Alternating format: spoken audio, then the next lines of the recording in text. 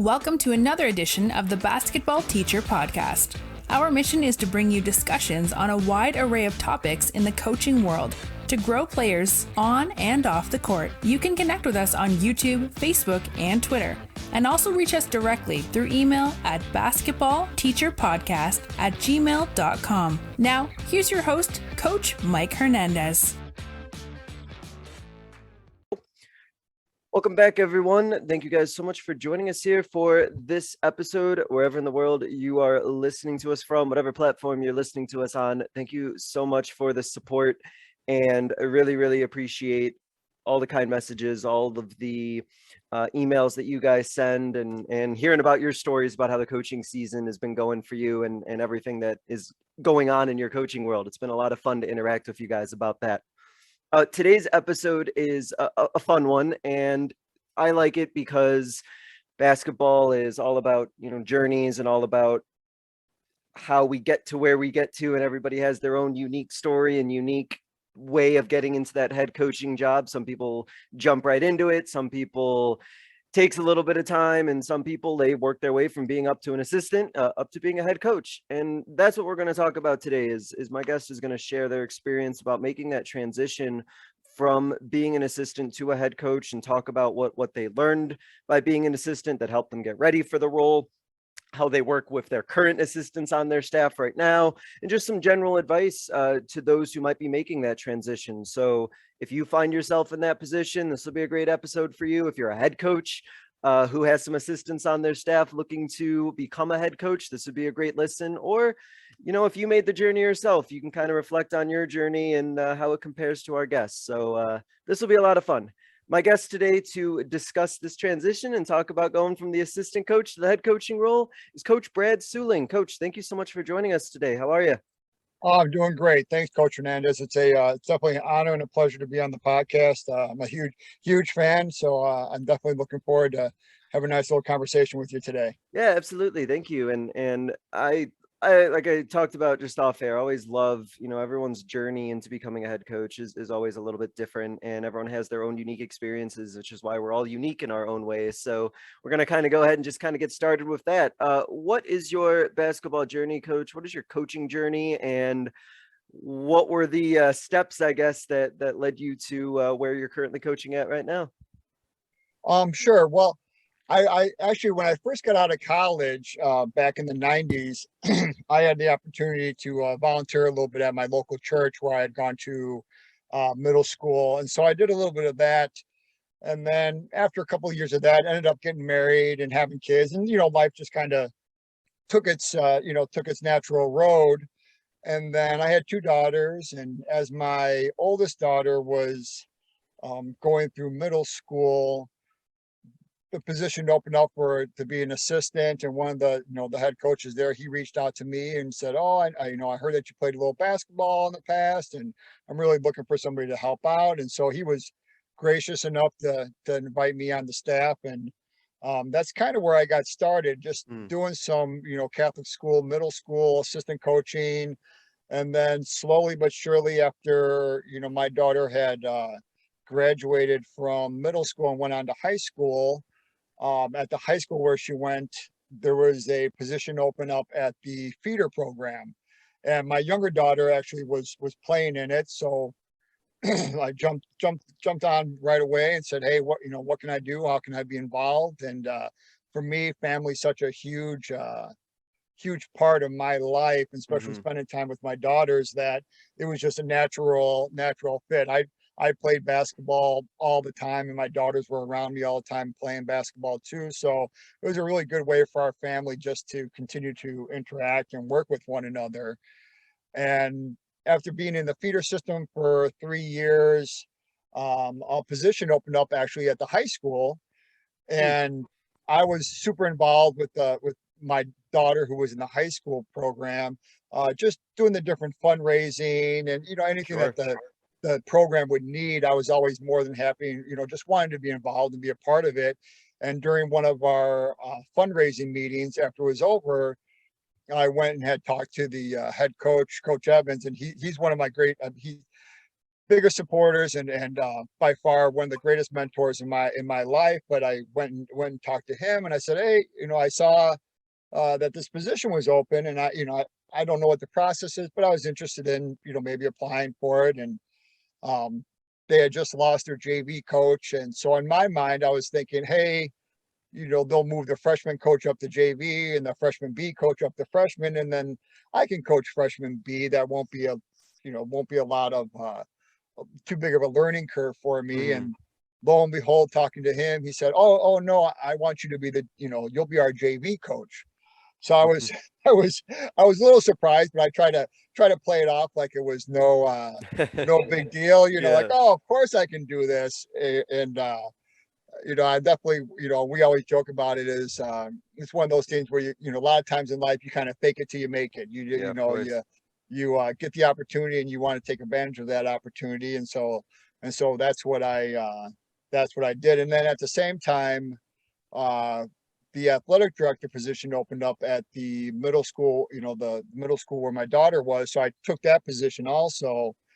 And I was always thinking kind of long term. I had a good job, but I was always thinking that, it wasn't a rewarding job. And I Mhm. knew that coaching and being involved with the kids and stuff like that was something that I got a lot of reward out Yeah, of doing absolutely. every single day. And so after a couple of years of just being the JV coach, I had a meeting with the head coach, Coach Evans, and we were just talking, and he was great. We would always talk back and forth and spend hours in his office, just kicking around different ideas. And I was sitting there telling him, and I said, "Oh, my one regret is I never went to school to become a teacher. I wish I would have gone to school to become a Mhm. teacher." And Yeah. I was in my early 40s, probably at that point in time, maybe like late 30s, and he said, "Well, what's stopping you? Why don't you go back to school and become a teacher?"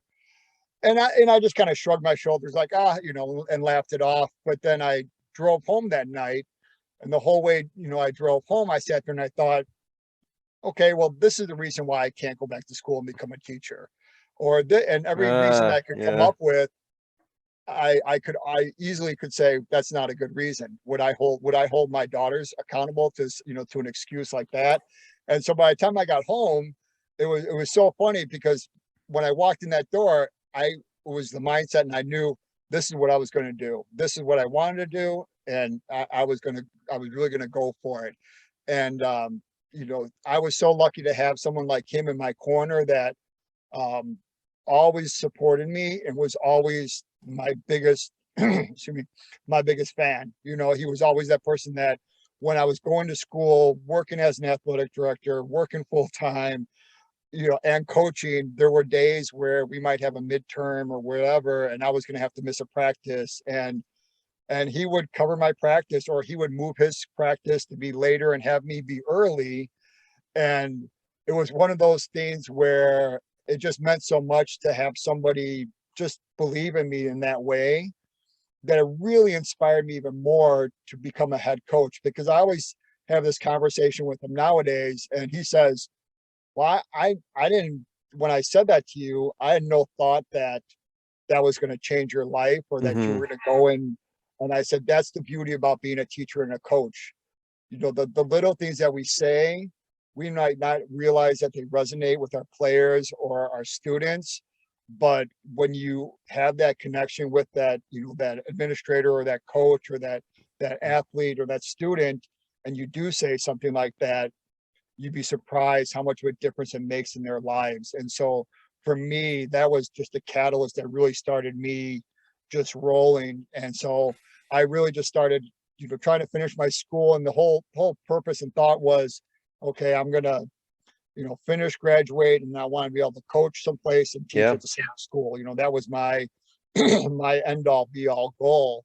And so for like probably the last 3 or 4 years, I really started putting some effort and time into looking for head coaching positions. Mhm. And so I had a couple good offers in a couple different places, but it would have required me to move from my local area. And like I said, I'm a very big family first type of person.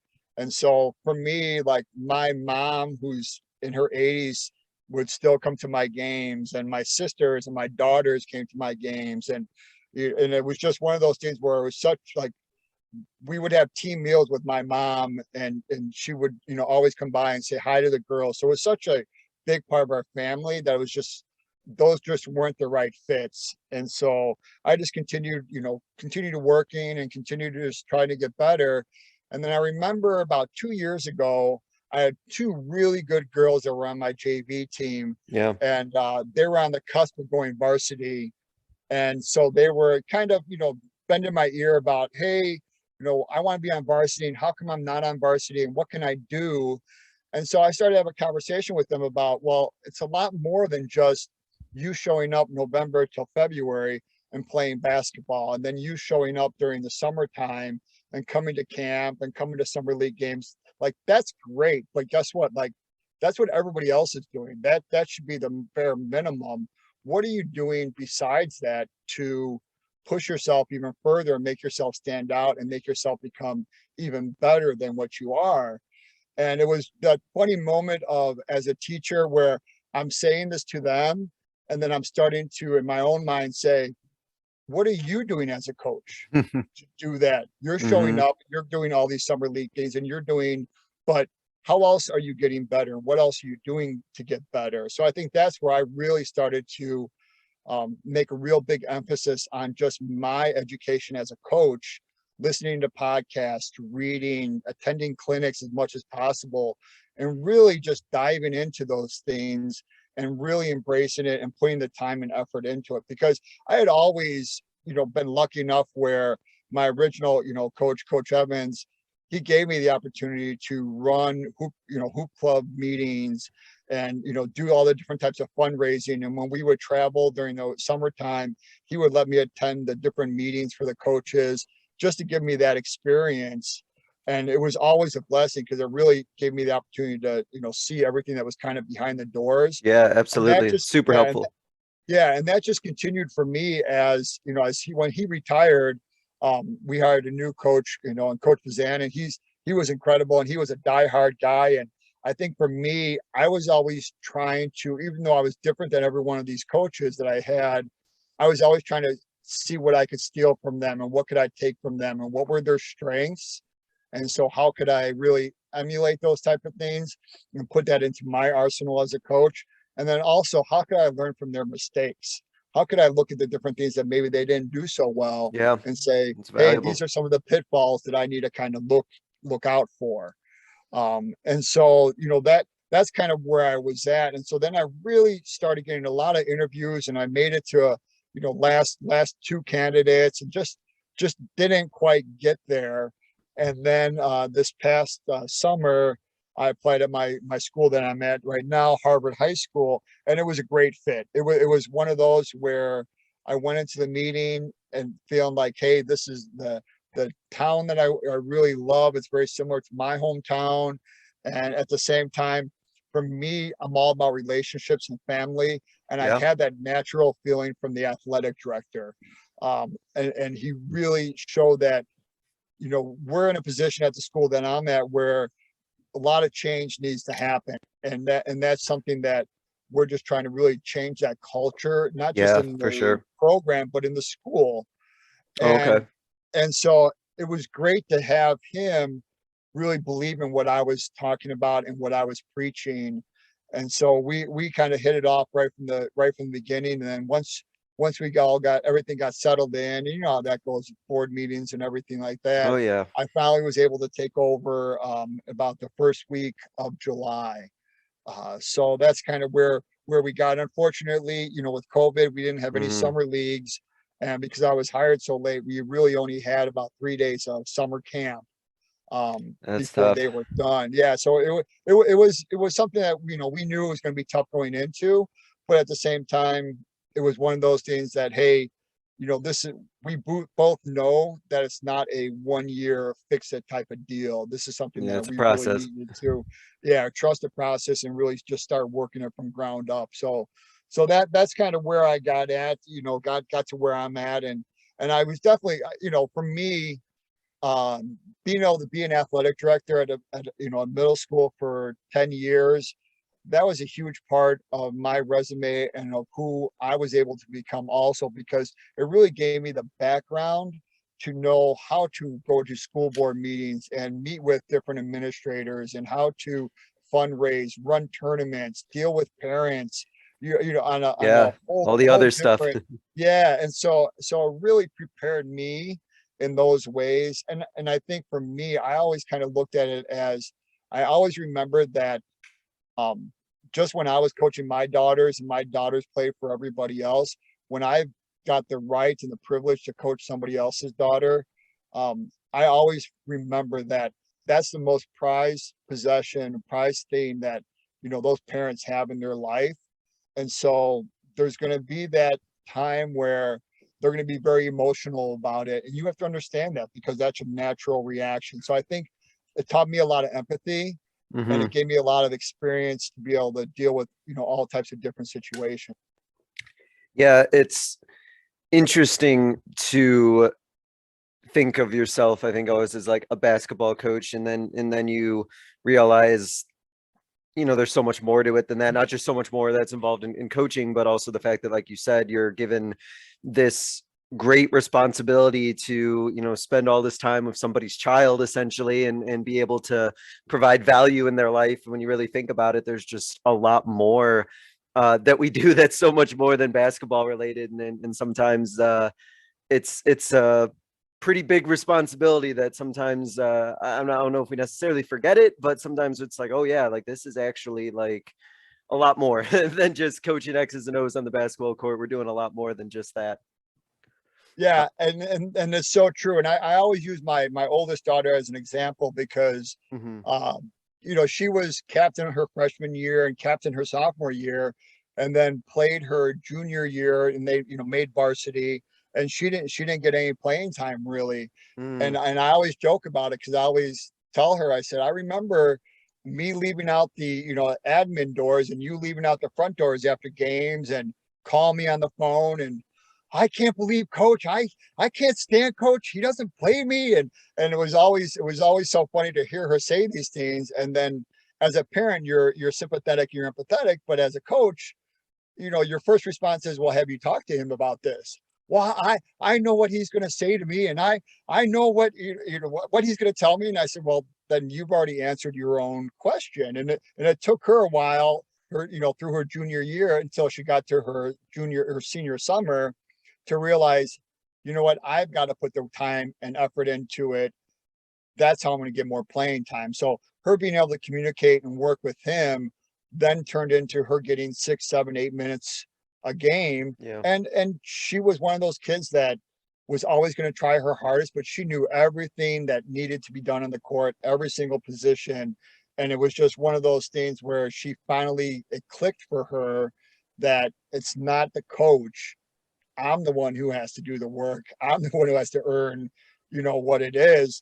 And I joke about it today, because, Coach Evans would, when he retired, he would still work the table or whatever. And my daughters would come in and they'd walk right behind my bench, and they wouldn't even say hi to me. They'd go right up to him and give him a big hug. And I'd always laugh. I said, yeah, the most hated man in the school a few years ago. Now you guys just love him, because you've grown and you've understood why he put you in that position, and why he really, held the standard that he wanted for you guys. And so I think for me, like I said, it's always been, I've tried to learn from all my experiences and try to keep that in my memory bank of, hey, the same things that I felt as a parent, all my players' parents are feeling it also, and understanding where they're coming from. And I think the biggest thing is, when you have a good open line of communication with your parents, and you're honest and you're, forthcoming, I think that solves a lot of your problems. Yeah, direct communication can solve a lot of things. That's for sure. You mentioned in your journey about you're a teacher as well, and with the added responsibility of being a head coach, I wanted to ask about kind of the work balance, and balancing everything, where you have to balance being the best possible coach that you can be as you take on this coaching role, but also the responsibility of being a teacher. And as you mentioned, having a lot of students that you also are responsible for somebody else's child in that way as well. So how has that balance been, and how do you work to try and be the best you can at both? Yeah, and I think that's one of the toughest things. I know when I speak to my fellow coaches, that's one of the things going into this. Me and my wife, we just had a baby in February last year. So when I took this job, it was taking a brand new job, taking a head coaching job, and then also knowing that, now my wife was going to be spending a lot of time at home taking care of, our child, because I was going to be not only teaching long hours, but then also coaching long hours. Mm-hmm. And the thing that I firmly believe, and what I tell all of my, my fellow coaches all the time, is that all of us are pretty much the same way. We want to serve every single kid that we teach, and we want to, make sure they get every opportunity. So all of us want to be that all-star teacher, and then we want to go coach, and we want to do everything we can do to reach and just advocate for our athletes, and be there and help them improve as much as we can and whatever it takes. And I said, but even more importantly, when you walk through that door, you've got to put that, hey, you know what? I want to be that all-star dad. I want to be that all-star spouse. So it should never end. It's Right. it's one of those things where it's just there's no break, and that's okay, because the way I look at it, I always looked at, I'm the luckiest man in the world. I got to leave a job that did me very well, and change careers, and now do a job that I love and that I've always wanted to do. And then I get to coach, and then I have a beautiful son and a beautiful wife and a nice huge family. And all those things are the most important things, and they all deserve my most every single time. So that's the one thing I always try to preach to, my assistant coaches and my fellow coaches is, don't just be that all-star teacher, that all-star coach, be that all-star parent, and be that all-star spouse, because that's what really, will stand the test of time, and what will really, in the end, be really meaningful, right? I mean, it's great, to have championships, and Mm-hmm. have, all the different types of awards that you might get through teaching or recognition. But in the end, it's all about that family that you create. And so I think it's really important when you walk through that door. Um, there's nights when I get home at 8:15 at night, and I walk in the door, and my wife's like, you know, take your son here. Here he is, and I gladly do it. And and Mm-hmm. and and I think just having that attitude of gratitude for me is what gets me through, because I know what my life used to be like, and working my job that I used to have, and how unfulfilling it is. So now each day that I get to do what I do, it's just such a blessing. And I think that's I think that's the part. I think we all, as much time as I want to put into learning about basketball as an ESL teacher, I'm doing the same thing, trying to learn as much as I can about being a better ESL teacher, and how do I, learn to engage better, and how do I, be able to interact with my administration better, so that we can come across and we can have a nice, clear idea of how we want to address different issues that we might have within our school. So I think for me, I think that's kind of how I've always just kind of handled it, is just, hey, be where your boots are, and put as much energy into your coaching and your teaching, and your home life. And usually a lot of things will turn out well for you. Yeah, I like that. Be where your boots are. It's a good saying. That's a good one. Yeah, wherever it is you are, be there. I like that a lot, Coach. Yeah. You mentioned this a little bit in your initial response, but I want you to touch on a little bit more about the transition that you make as you got into the head coaching role. What was the adjustment period for you like? Was it a quick transition? Did it take a lot of adjusting to? Were there some things that maybe took longer? Was it a pretty smooth adjustment in general? How would you describe what that period was like as you stepped into that head coaching role? Uh, I think for the most part, it's pretty smooth. I also always say that, and it's just like our players, that sometimes you just don't know what you don't know. So That's true. going into it, um, I ended up, where I had to hire two new assistants to my program. So let alone me being a new coach, then I was also going out and looking for other coaches to hire. And so that part was a little bit of an adjustment of, okay, let me see if I can find and interview coaches. Now, luckily for me, like I said, I'd have experience as an athletic director of trying to find coaches and hiring them. But it was definitely a little bit different when you're hiring them at the high school. And myself, that I don't actually teach at the high school where I'm coaching right now, trying to find, hey, can I find somebody within the building that's going to be there? So I have somebody there that can always interact and meet with students or do different things that might need to get done during the day. And then also try to find somebody that can meet the standards that I've kind of set for myself as an assistant coach, who can then do the same things that I expected of myself. So I think the biggest learning curve was realizing that not every assistant coach was like how I was. So yeah, I get that. As I went through, I attended every fundraiser. I did every extra thing that I could do. Anytime there was an opportunity for kids to work out outside of the season, I attended that with my head coaches, with whoever it was before.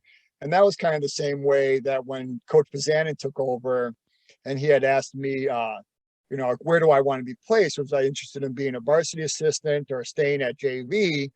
And my thought was, I want to be at JV because I really get to teach and act as though this JV team would be my varsity team someday. How I would handle this JV team would then emulate how I would handle a varsity team someday. But then I could also turn around and attend all his practices. So I could kind of double dip and do both at the same time. So for me, the realization that not every assistant coach out there has the same amount of time that I had or wants to put in that same amount of time. So that part of it was kind of surprising. And I had to kind of realize, okay, maybe those expectations that I put on myself may not always be able to be found in an assistant coach that's out there. So that was part of the little part that was a little bit of a tough transition, was just finding that right fit and the right person. And I'm extremely lucky. I found two great people that have filled in, and they're both two completely different personalities, and yet they match with me and they fill in, really, really well with our program. So I was very lucky to be able to find the two coaches that I did, and to be able to see them. So I know I was going to ask you that question a little bit later, but I think I might as well just ask it now and kind of get into it now about how you kind of worked with your assistants in your new role, and what is your current expectation that you have out of your assistants, being that you were one yourself. What are your expectations? Yeah, and so that's like kind of I was touching on is those are my expectations, is that besides the regular stuff that you would do on an everyday basis, is that you try and attend as much of everything else as possible. And I think that's been part of that learning curve also of, since we're a small school, not a lot of the schools that are our size. I was very fortunate where the culture that we started creating in the summertime really took off. And I really had some really great seniors that bought in, and some kids that hadn't played for a couple of years came back and joined the team. And we were fortunate enough where we had about 45 or 46 kids come out for the program. And so that meant we were going to be able to have a freshman, JV, and a varsity squad, where some of the schools around our area, they barely, they have 9 or 10 kids for varsity, and that's all they can field sometimes. So it was a great situation to be in. But then I had to kind of adjust myself to say, okay, I'm not going to be able to have an assistant. Instead, I'm going to have a head coach at freshman level, head coach at JV, and therefore those roles kind of started to change. So as the season's been going on, that's just been great. We've been really kind of getting to know one another more and more and more. And I think we've been building that camaraderie amongst our coaching staff. And I've been starting to set those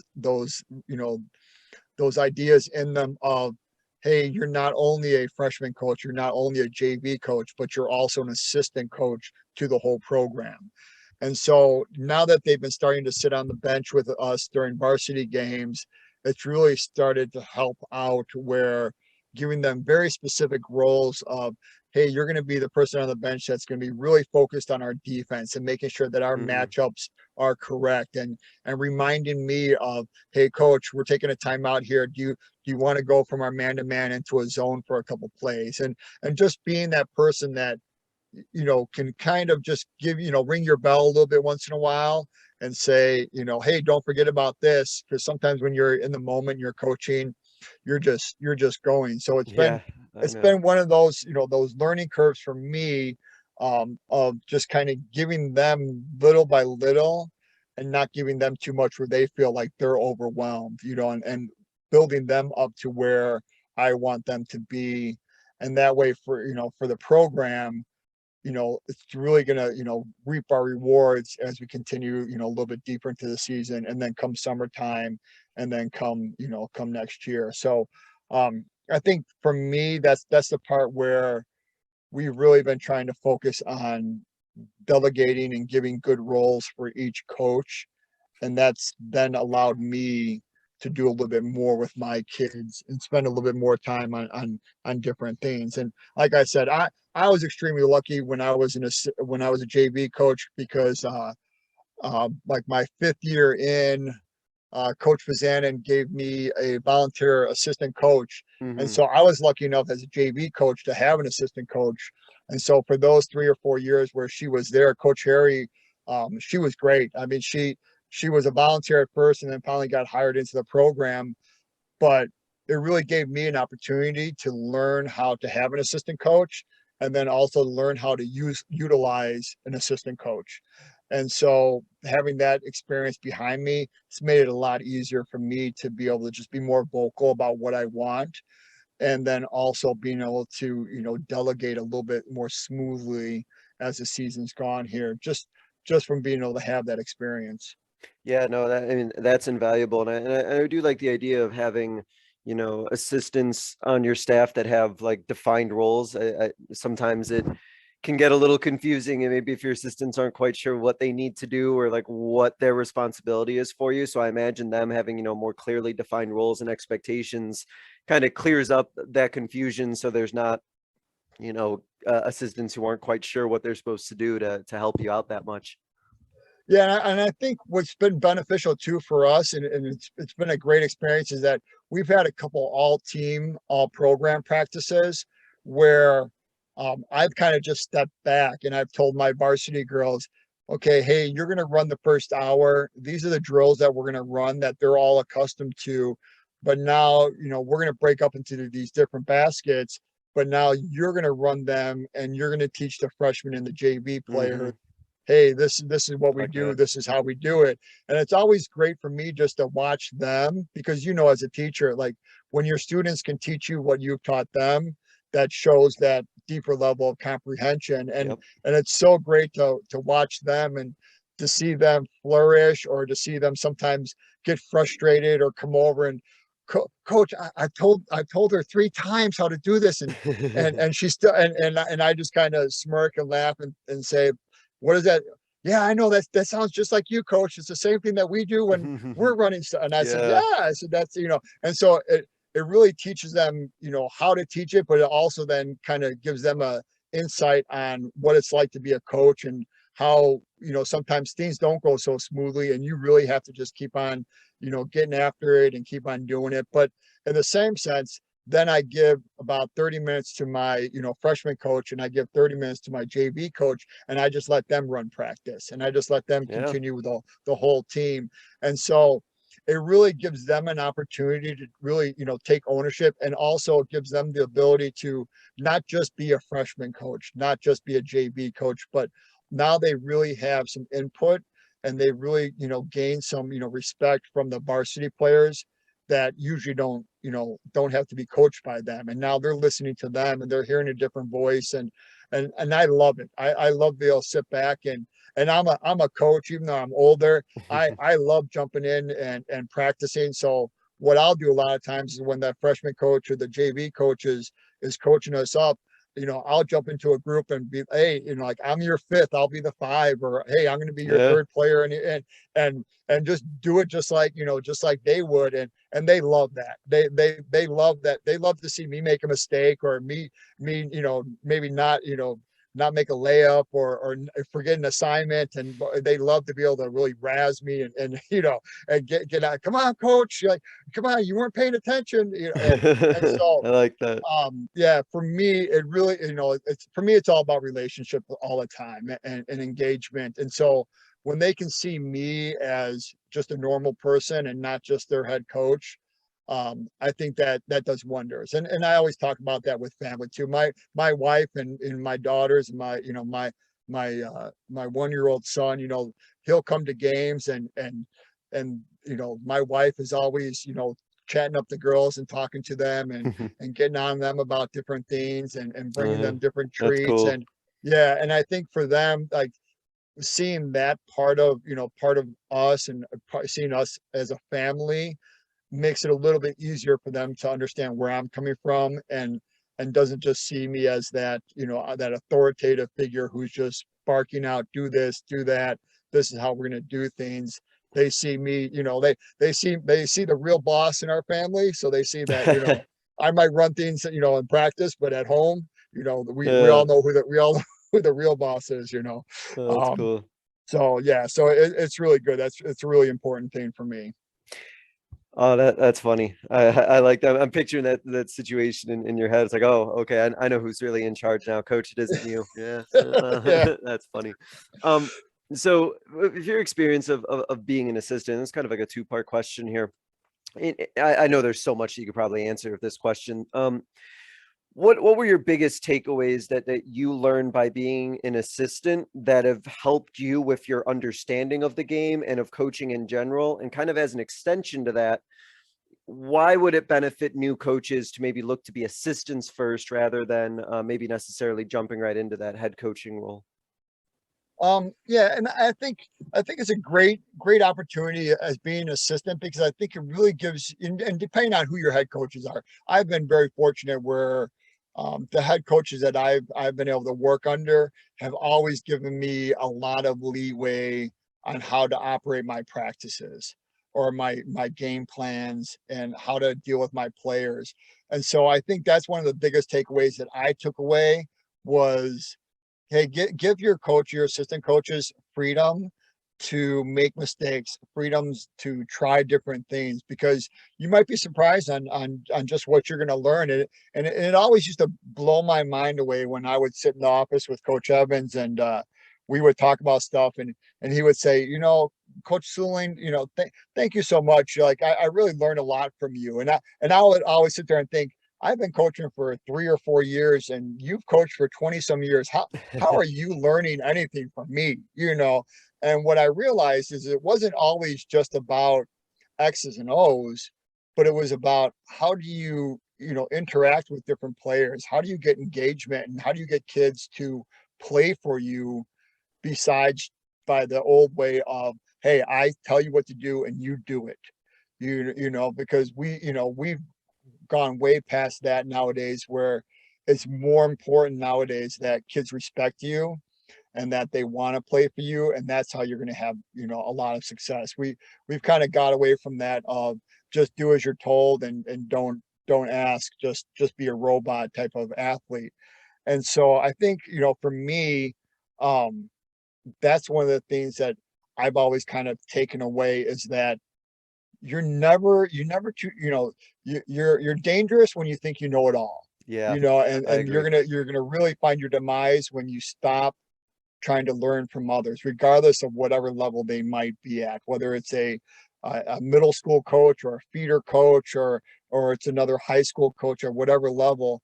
I think always being open to listening to different ideas, and watching how they interact, and how they work the court, they work with their players. I'm always looking for those different things, or different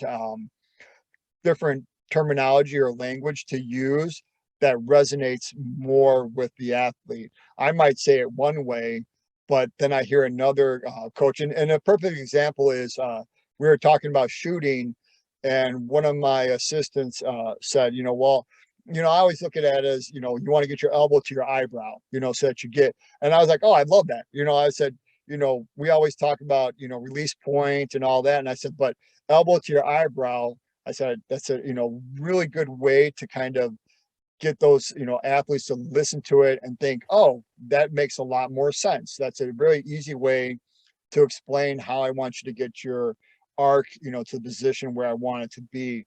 And so anytime you can get those little takeaways just by, picking other people's minds, I think that's really important. I think, always reaching out to others, I think is something that is sometimes hard as a coach and as a teacher.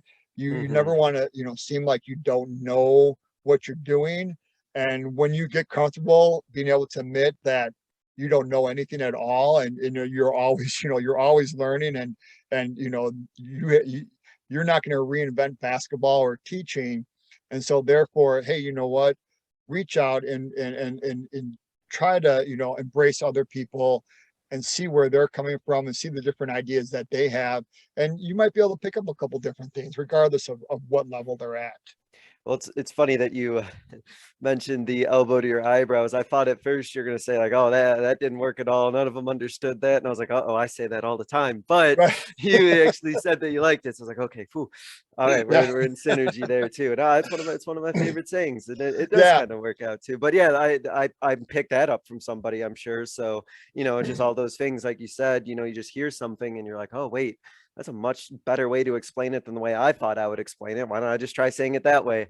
But Yeah. like you said, like always learning, it's kind of like it's like a chart of, when you first start out, like you think you know everything, but then the more you know, the more you realize you don't know, sort of thing. And then you're so much more willing to learn, because even if you have all this knowledge, you're like, oh, there's so much more I could do. I've only kind of scratched the surface. And I think, kind of going back to the original question, I think that, and I don't know if you would agree with this, I'll let you speak on it. I think when you start as like an assistant coach, depending on where it is that you work out, and where it is that you work at, you tend to be able to focus more on like the basketball side of things. Whereas if you get into the head coaching role right away, you're leading a program, and sometimes that can stretch you real thin. And so one of the things I kind of liked about, being an assistant is that you just kind of more focus on the basketball part. At least in my experience, that's what I was able to do.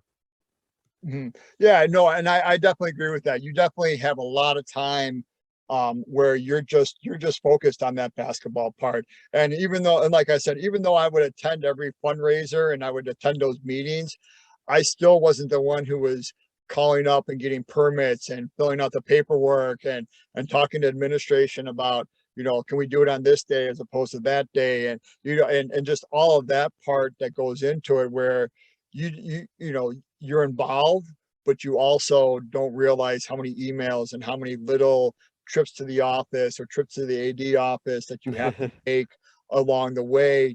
And it's a never ending thing, so I definitely think that I like I said, I was very lucky, and I had, after, my mentor, Coach Evans, retired and Coach Bazanin came in, and he was great because he was just a pure basketball guy, and he was basketball through and through. So we would play summer league games and be done at 9 o'clock, and I would come home and be getting ready for bed, and my phone would ring at 10:30, and he'd be ready to talk about, what do you think about that play that we ran out, and whatever it might have been. And he was just always going. And the thing that I loved about, working with him is that, we had such a good relationship where we would argue in the car, two games and back from games during summer league about, different defenses or different, kids that we were playing.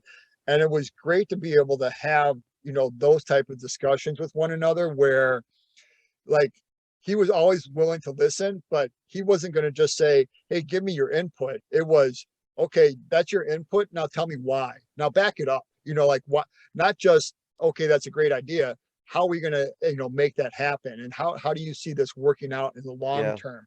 So it really, made me push my thinking behind not just offering up, oh, here's a good idea, do it, do whatever you want with it. It was, okay, that's a good idea. Now give me more. You want to run a 3-quarter trap, defense. Okay, which one do you want to run? And how do you want to run it? And who are the players on our squad that'll Mm-hmm. be most effective? And it was like, oh, wait, I can't just throw out, random ideas and walk Throw out away. ideas there. Yeah. Yeah. Now you really want me to put, some ideas and some thought behind what I'm going to do. So like I said, I was so fortunate to work with him and, really just, push me all the time, because there would be times when I would throw something out and he would say, no, that's a terrible idea. I don't like that. And so I'd have to go home and then rethink it and see how can I now present this to him in a better way besides what we just tried doing. And so it was always that pressure of, really extending my thought process that really helped me grow as a coach during that period of time. And he was great. And like I said, I've been so lucky to have so many, the head coaches and the athletic directors that I've worked for have, really been great. And each one has been, a little bit different. And like, my last head coach that I worked for, he was such a good administrator. And also, he was so good about reaching out and trying to help me move forward. And that was, Mm. so appreciative. Whenever I would tell him, hey, this job opened up, I'm looking at it. He's like, all right, I'm going to call the head coach right now and let him know. He was always, my biggest supporter, getting out there right away and reaching out to people and helping out. And so, for me, I always try to take all those different pieces from all these different head coaches and always kind of store that into my memory bank here and say, that's how I want to be, and that's how I want to be Yeah. able to treat my assistants when I get to that point in time. And so like I said, I've always say, I've been blessed, and I try to walk around each day with an attitude of gratitude and be very thankful for everything that's been laid before me these days. No, that's excellent. As I mentioned at the beginning, about different situations that people either have found themselves in or may find themselves in. There are always going to be people who are going to, be making that transition from the assistant coach to the head coaching role. And some may be listening to this right now, or some may have head coaches that may have assistants who are looking to get into a head coaching role. So I wanted to ask you, when you stepped into this head coaching role, were there any things that surprised you or felt different? Were there any things that really maybe caught you off guard, or you weren't expecting that you kind of had to handle or deal, or were thrown your way now that you're in this head coaching role? I think one of the biggest things that maybe not surprised me, but I think that was the most challenging part was building the culture that I wanted to Yeah, I create remember at you mentioned our that in the beginning. school. I think that was the part where, as a head coach, you believe in what you're doing, and and you see the vision. But my biggest thing was I going to be able to find athletes that also shared that vision and would buy into what I was doing. And so, like I said, we only had 3 days of summer camp, for the high school girls. And and transitioning from the previous year, we only had 5 or 6 kids that showed up to that summer camp. And so when we finished summer Mm. camp, we started doing just open gyms and morning shooting. And so there would be days where one girl, maybe 2 girls would show up for shooting. And so there were those days where you would wake up in the morning, you'd show up and you'd be looking at your watch and you'd be thinking, I hope somebody shows up today. I Yeah, hope, I right. hope, I hope this is going to work out. And I always thought about my mentor talking to me about it and saying like, hey, that's just the way it's going to be. You're going to start off that way and it just takes one or two, and then, the ball will start to roll. And so we went through the summer like that, and then we got to the school year and we started doing, individual workouts and then just open gyms. And what I found was, that's really how it did happen. We had 1 or 2 girls that bought in that would show up for workouts during the summertime. And then when they got to school, they started talking about it, and they started talking about the positiveness that was going on in the program. And then we had 4 girls show up for open gym, and then we had 6 girls show up, and then we had 10, and then we had, girls that were showing up that hadn't been there in a couple years. And it was like, wow, like it really did transform into what we want. And now we're just building on that culture and continuing it. But I think that for me, that was probably the most stressful part of it, was just worrying or wishing that, hey, I believe in what we're going to do. I believe in this program. I believe in this school. Now, can I find 6, 7, 8, 10 girls that are going to do the same thing? Yeah. And so that was the thing where girls would come to open gym and they would leave, and I say, hey, bring somebody next week. And then they would bring somebody next week, and then that person that they brought would come back again. And and I always preach, culture above all, that we're all family. And I'm a true believer, and I always say this, that anybody will show up someplace where they're invited, but they're only going to return where they feel valued. And so I think for me, that was always the thing that I spoke about, is when these kids come here, regardless of whatever level they're at, whether they played basketball or they've never played basketball, they each have the same value. They're all important to our program, regardless of the level of skill or level of knowledge of basketball. And so I think that really started the ball rolling, and really started to kind of moving along. So I think that's the big part. And I think the the part that wasn't surprising, because I've been in the feeder program for such a long time, but I think the amount of work that goes into nurturing and really working with the lower levels is something that's really, really important. And I think we all talk about it, about wanting to do it and how important it is, but the actual going to, those feeder games and going to practices and meeting with the different feeder coaches, that's something that is really, really important. And it's really, it's not difficult to make it to the games and, the different things, but to be able to interact with all those different groups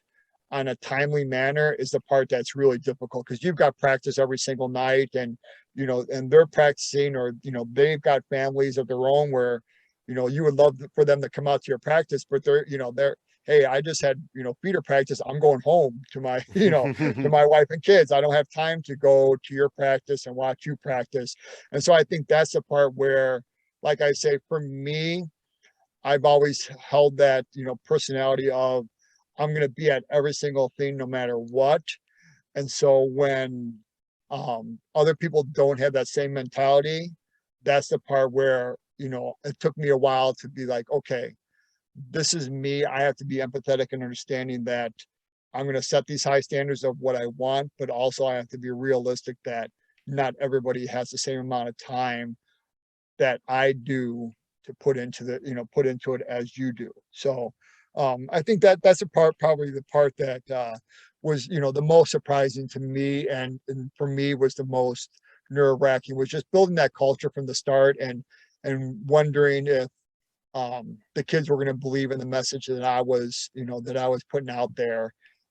And like I said, that's something that I when I left my previous teaching job and I took my new teaching job as an ESL teacher, I had been at that school for a while. And when I left, and I was talking to my mentor about moving from, one teaching job to another teaching job, and I said, well, I'm going to miss all these kids and these families, and I've got this, this relationship with them, and our culture is so good.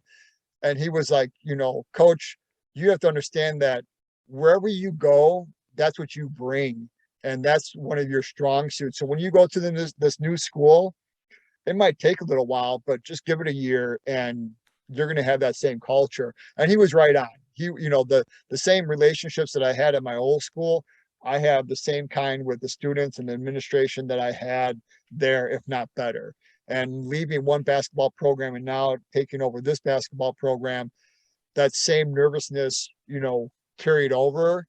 And yet, the same rewards happen, the same kind of culture building and going. And so I think, I think that's the part of just the unknown. And I think a lot of coaches go through that. And I can't remember, I read it in a book a while back, and it might have been like 7 Secrets to Coaching. I'm probably not doing it justice, whoever it was, but they spoke about that, of how I think almost every coach in them at some point in time thinks, why are they following me, or why did this administration pick me as a head coach? Am I going to be able to serve them as great as I want to serve them?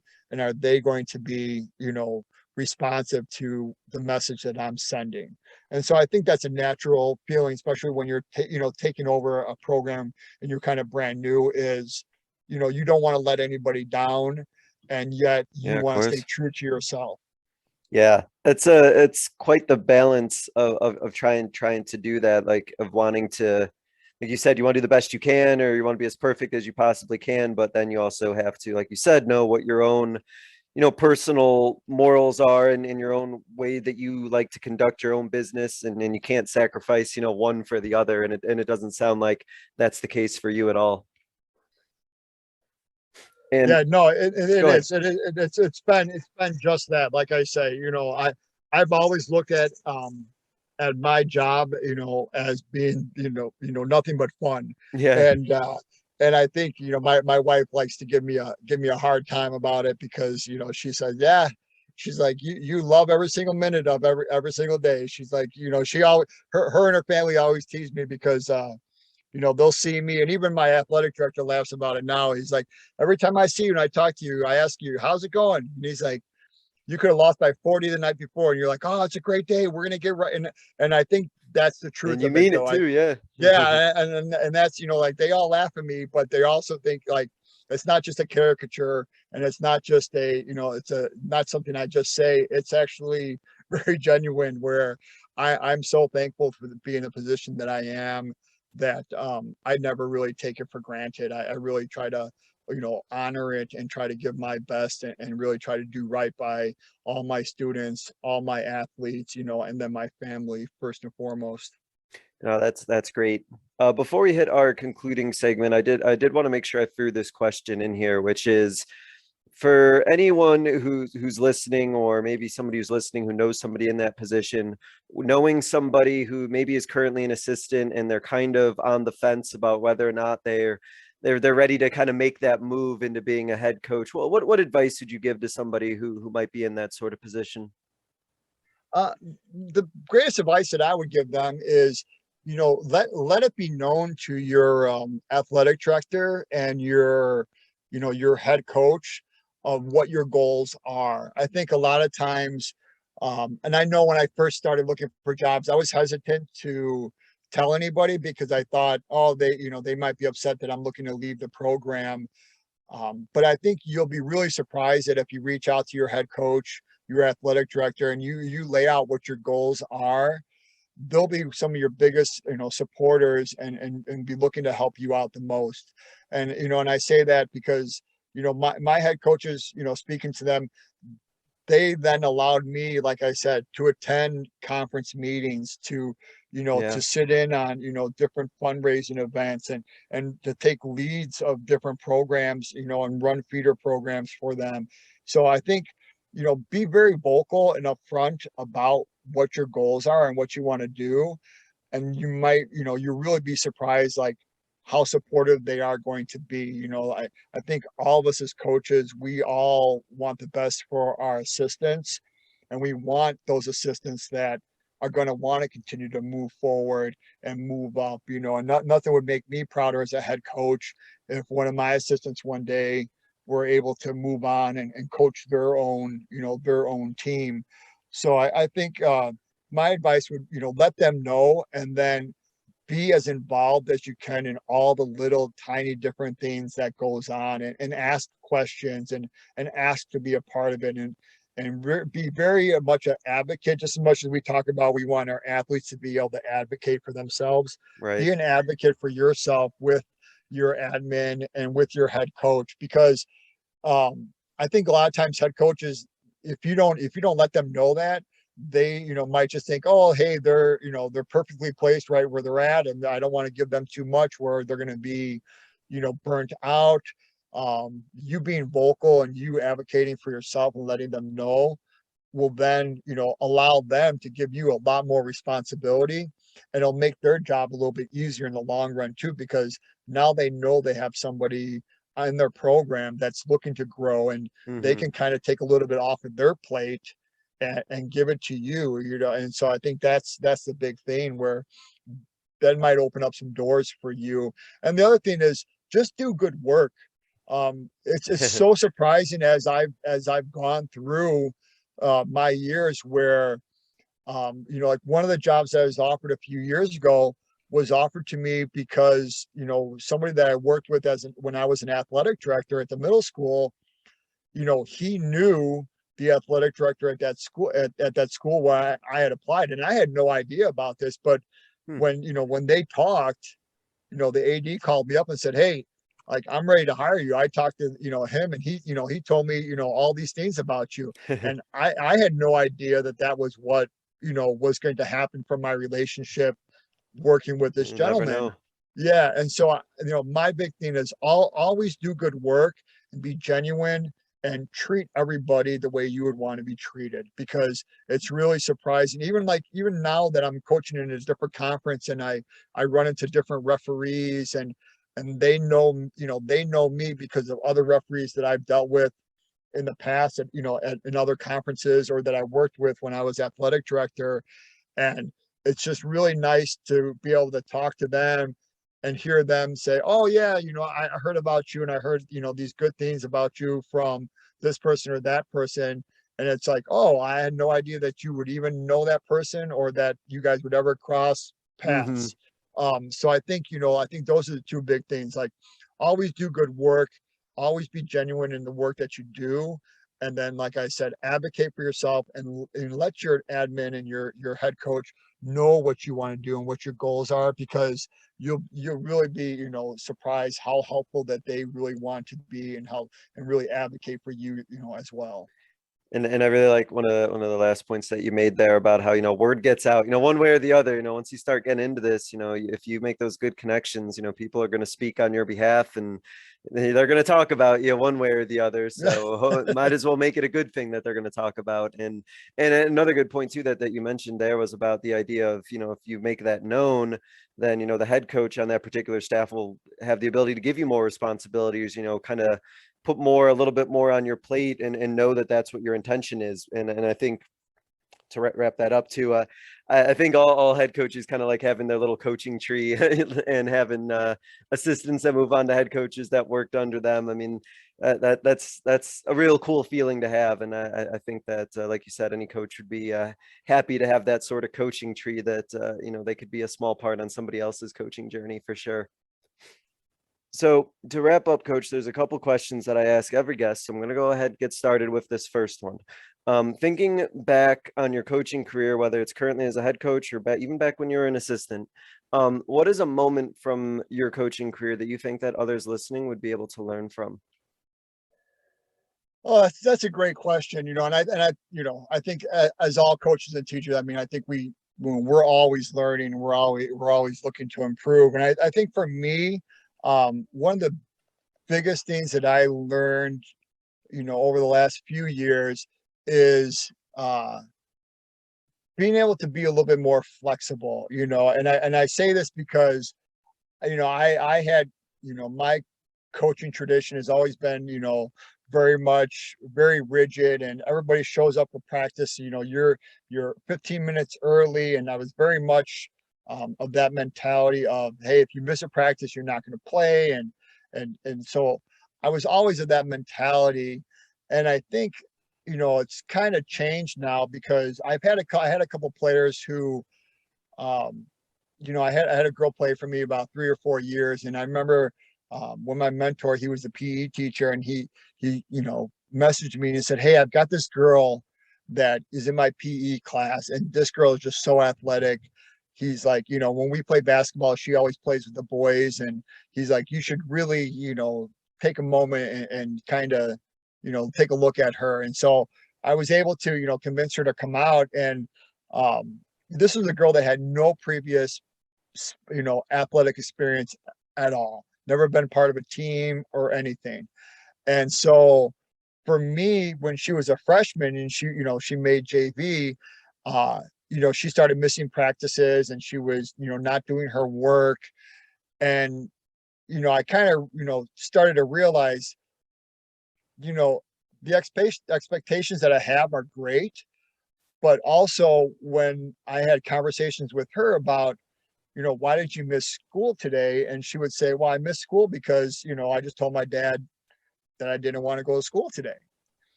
And so then I started to realize a lot of times, these kids, they're just kids and they're just doing what they've been taught or what they've been learned. And so a lot of times they just don't know any better.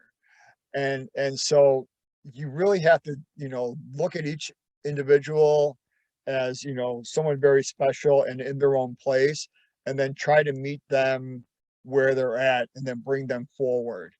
And I think that's one of the biggest things that I, really started to change my mentality about being so strict about some things and realizing that everybody's got the same rules, but everybody gets treated a little bit differently depending on where they're at. And I think that was the important part because it took her a couple years, but last year, like when she played for me last year and it was her third year and she finally was starting to get it. And there were games where she was just a beast. I mean, she was just incredible. And she would come off the floor and we'd finish games and coach, like I can really do this. Like I think I really have an opportunity to play someplace. Like I think and so for me, it made me sit back and reflect, in the past, I might have just been like, okay, you're not coming to practices.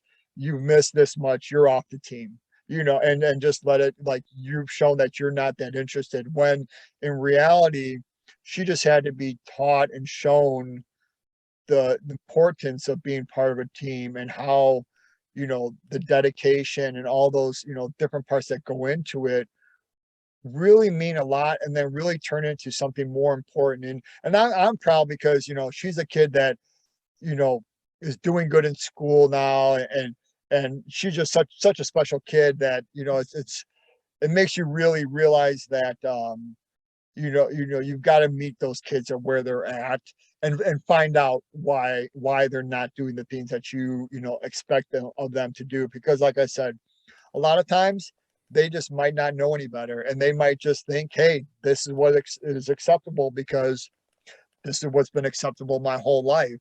Yeah. And so trying to teach them that part of it is the part that's really important. And so I think that's kind of the part that, if I could, tell my younger self as a coach, about that, I think I probably could have reached out to, a couple of other kids, maybe younger, in my younger days, of being a little bit more understanding about the position that they were in. And like I say too, we always forget that even though these are, high school kids, a lot of times they're dependent on, their families or their parents or whoever to get them to games, to pick them up from games. And we don't know, what's going on outside of their school days that Yeah, might be affecting absolutely. them one way or the other. And they might not be comfortable being able to express that to you until you actually have that genuine, true relationship with them where they feel safe and they feel like you truly are an advocate for them. And then they start to open up and they can really kind of share what's really going on. And then when you hear that, then you can be a lot more understanding about what's going on. Yeah, and as you mentioned, it's really important to always remember that, so that they're kids and they're all unique in their own upbringings. We talked about every coach's journey kind of being different, but at the same time, like every student or every athlete we work with has their own journey and their own upbringing and then their own things that they've had instilled in them, and there are, unique situations and things that you have to almost expect the unexpected or anticipate the unexpected for sure. So no, I really appreciate you sharing that. To wrap up, Coach, I give every guest what I call a 60-second soapbox, but I don't time you, so you can go as long as you want to. Your platform to get out your final thought, a closing message, just kind of a final idea that you want to leave the listeners with. So I'm just going to go ahead and turn over the floor to you and let you take it from here.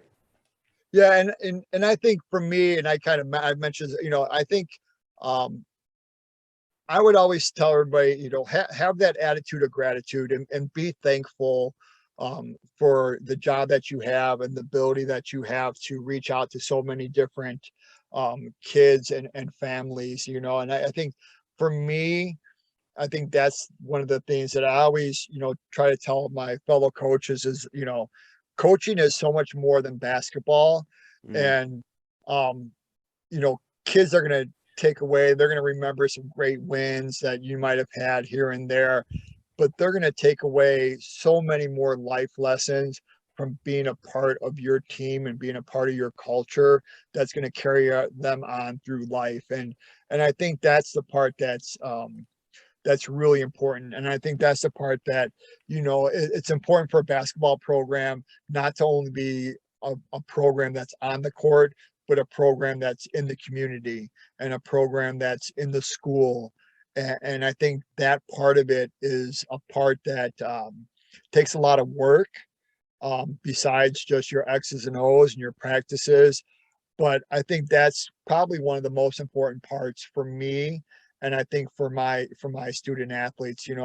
I'm so thankful that I've got a parent that runs my feeder program for me, and she does such an incredible job. And I've got a couple parents and coaches that coach a couple different teams. And one of our coaches this year, he's a track coach at the high school, but he's got some younger kids in our feeder program, and he coached 3 feeder teams for us this year. So I think having that attitude of gratitude all the time, and really living that out, and realizing, hey, you're teaching so much more than basketball these days. And and just don't forget that, because for me, I like that we start off every practice with a quote each day. And I've got a big stack of mhm, cards. And for me, one of the things that's always really special is when I'm having conversations with my players, and or I'm listening to them talk, and they'll say, just like that quote that we read the other day, da da da da da, yeah. and for me, it's like, yeah, that quote, wasn't about basketball X's and O's. That quote was about being a better person and expanding your knowledge and expanding your thinking. And to see them take away and put that into practice, and that be meaningful to them is really important. And like I said, I think I learned that lesson early on when I, just watching my daughters, how they interacted with, my old head coach, and watching them grow up, and then listening to them say, oh, I remember when this happened, and during basketball season, and when I was at work today, I had this, situation where it was so stressful, but then I thought, oh, if I could get through this in basketball, I know I could get through this, here. And so it was very much something that we always talked about, that yes, we're always teaching these life lessons, but then to see it in real life, and happen in real time with my own children, and then Mm, put that thought into it, really, really made me, just kind of always think about that in the back of my mind of, we're teaching them so much more than just X's and O's, and we're teaching them how to be good citizens and how to be responsible, how to advocate for themselves. I mean, that's one of the biggest things I always talk about is, if my kids can leave my program and be able to advocate for themselves, that's huge. yeah. That's something that's really important. And like I said, having 2 daughters and coaching girls basketball, I'm a big, big believer, in women, in strong women, and really, having that mentality that, they deserve just as much as everybody else. And these days it's getting a little bit easier to have that mentality, but there's still some of that, kind of overshadows them at times. And so anytime you can help to empower young women and turn them into our future leaders, that's super important in this day and age. No, that's a wonderful point to end off on, especially as somebody who's a girls basketball coach myself. So I really appreciate that point a lot. That's awesome. Coach Suhling, I want to thank you for talking about, your coaching journey from assistant to head coach and the lessons you've learned along the way, as well as the lessons you've shared with us. And I can tell you're doing a great job building a really cool culture and just doing things the right way. So appreciate you spending some time talking about that. Best of luck. Hopefully program and you and yours and everybody can stay safe and everything runs as smoothly as it possibly can, considering all the craziness going on there. Thank you so much, Coach. I appreciate it, Coach. And like I said, keep up the good work on the podcast. I love listening to you guys, all the time. And it's always great to hear something fresh. And like I said, I tell everybody, like, hey, listen. And, it's really great because, you get so many new ideas, and it's always fun to hear you guys. I was just listening the other day to your guys's podcast on the shot clock, and I had a great time listening to that one, because we here in Illinois, we don't have the shot clock yet, so that's one of our red hot buttons that gets everybody going. So it's always great to listen to your podcast, and it's always great to get a little different perspective from all the different coaches. So thank you for extending the honor to me to be a part of your podcast, and I had a great time. And thank you so much. Really appreciate the kind words. And thank you guys so much for listening. This was another edition of the Basketball Teacher Podcast, and we will see you guys next time. Thank you for listening to another edition of the Basketball Teacher Podcast. Make sure to connect with us on YouTube, Facebook, and Twitter, or reach us directly through email at basketballteacherpodcast@gmail.com. Take care, be safe, and we'll see you next time.